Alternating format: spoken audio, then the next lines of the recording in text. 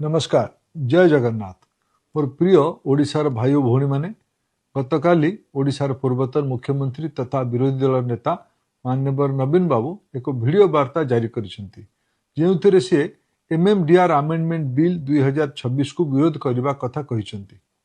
से कहउचंती केंद्र सरकार नुआ बिल आनी ओडिशार हक छड़ाई नेउछंती, ओडिशा को दुर्बल करूछंती।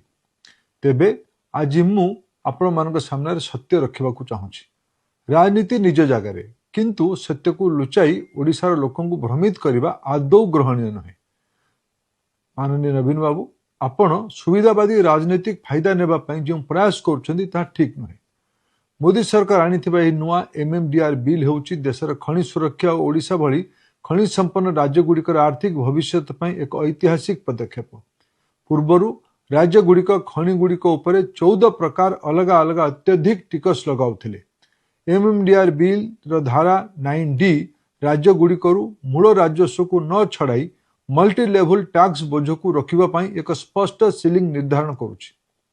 यदि खनि उपरे 70% रु 80% मनमुखी टिकस लदी दिया तेबे लुहा कोयला सीमेंट दाम आकाश छुआ हेबो। ओडिशा समेत भारत अर्थनीतिर सप्लाई चेन प्रभावित हेबो। इंडस्ट्री एवं इंफ्रास्ट्रक्चर डेवलपमेंट बाधा प्राप्त हेबो। ओडिशार साधारण मध्यवित्त परिवार टीए घर तैयारी करबा पई लुहा रड और सीमेंट किनिबा कष्टकर हेबो। या सहित साइकेल मोटरसाइकेल ट्रक और ट्रैक्टर दाम मध्य बढ़िवार संभावना अछि। सबुठु बड़ कथा अत्यधिक टिकस बोझ जोगु केन्दुझर सुंदरगढ़ झारसुगुड़ा अनुगुल जाजपुर खनि और कारखाना गुड़िक बंद हो जाता। सेथिपाई लक्ष लक्ष युवक युवती से चाकरी और रोजगार हराई थांते। एमएमडीआर बिल सेक्शन 9D आनी आम सरकार ओडिशार शिल्प को बंचाई एवं साधारण लोकों को महंगा माड़ू रक्षा कर बिल द्वारा ओडिशार कौन सी क्षति हुई नहीं। ओडिशार जो नीलाम प्रीमियम रॉयल्टी और डीएमएफ पाउथिला तार 100% आज भी सीधा सड़क ओडिशा सरकार को खाता को ही जीव। एथिपाई आमर समस्त सांसद माने ओडिशार अर्थनैतिक अभिवृद्धि को सुरक्षित रखिबा ओडिशार नुआ कारखाना और पुंजीनिवेश आनिबा एवं ओडिशार युवक युवती को रोजगार देवाई ये बिल को समर्थन करछंती।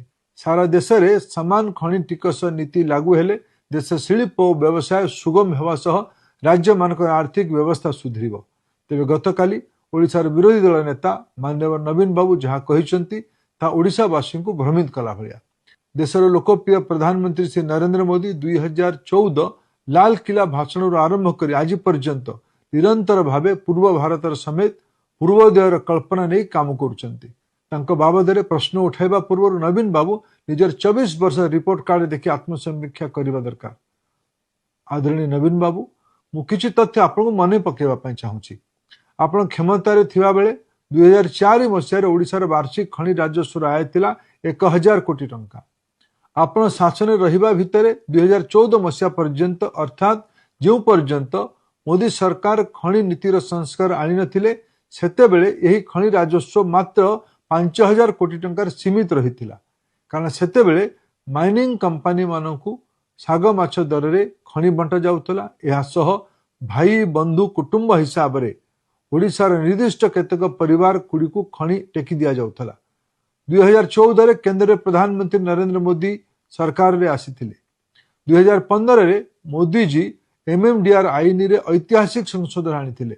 यह फल रे मनमुखी खनि देवा बंद हैला। आलोकेशन रु ऑक्शन प्रक्रिया आरंभ हैला। ऑक्शन प्रक्रिया को बाध्यतामूलक करागला। ये ऑक्शन प्रक्रिया माध्यम रे मोदी सरकार खनि आवंटन रे पारदर्शिता आनिछंती। या सहित एड वैल्यूरियम रॉयल्टी को मध्य 10% रु 15% को वृद्धि करछंती। तत्सहित राज्य रे जनहितकर योजना कार्य पाई डीएमएफ व्यवस्था मध्य करागला। 2015 पूर्वरु ना प्रीमियम व्यवस्था थिला ना एड वैल्यूरियम रॉयल्टी वृद्धि करा जायतिला ना डीएमएफ व्यवस्था थिला। 2015 एमएमडीआर आईन जोगु जेउ खनिज आय 5000 कोटी टंका रे अटकी थिला ताहा 10 गुण वृद्धि पाई आज प्राय 50,000 कोटी टंका रे पहुंची। एथि सहित डीएमएफ पांठी जरिया रे ओडिशा को 37,000 कोटी टंका मिली। माननीय नवीन बाबू यह आपणकर नुहे बरं मोदी सरकार स्वच्छ नीति और रिफॉर्म प्रतिफलन। आपण को कहबाकू चाहे जे मोदी जी खनि सुधार नीति कारण ओडिशा भली राज्य मानक राजस्व बढ़ी। मु एक उदाहरण देबाकू चाहूँगी। लुहा पत्थर हाराहारी विक्रय मूल्य जदि टन पिछा 3000 टंका हुए तेबे ओडिशा सरकार को प्रीमियम बाबद अधिका 3300 टंका जहाँ हेउची सेलिंग प्राइस 110%।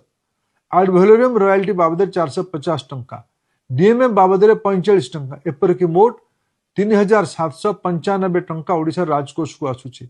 आपण निजे कहतु नवीन बाबू, मोदी सरकार खनि सुधार नीति जो राजस्व कहार बढ़िला, राज्यर ना केन्द्रर? आदरणीय नवीन बाबू एवं तांकर दल बीजेडी 2004 मसीह आनिथिबा ओडिशा एक्ट नाम खनि टिकस आईन कथा कही कुंभीर कांदना कांदुचंती। 2005 रे मान्यवर हाईकोर्ट ताहाकु रद्द करथिले। बीजेडी सरकार 2006 रु 24 पर्यंत दीर्घ 18 वर्ष धरी मान्यवर सुप्रीम कोर्ट रे मामला गड़ाई चली एवं कौन पदक्षेप नेले नहीं। 2004 परिस्थिति भिन्न थिला। 2014 प्रधानमंत्री दायित्व नरेंद्र मोदी जी नेला परे खनिज संपद कहार रहिबो, लोकंकर ना पुंजीपति मानकर? या पर एक ऐतिहासिक निष्पत्ति एमएमडीआर एक्ट को संशोधन करके आनिले। पूरा अधिकार राज्य को गला, प्रीमियम हैला, रॉयल्टी आड वैल्यूम है कि 15% हैला, ता सह डीएमए भलिया नुआ व्यवस्था तैयारी करागला। मोदी सरकार ओडिशा भलिया राज्य पाई बद्धपरिकर अछंती और विकास पाई दायित्व नेछंती।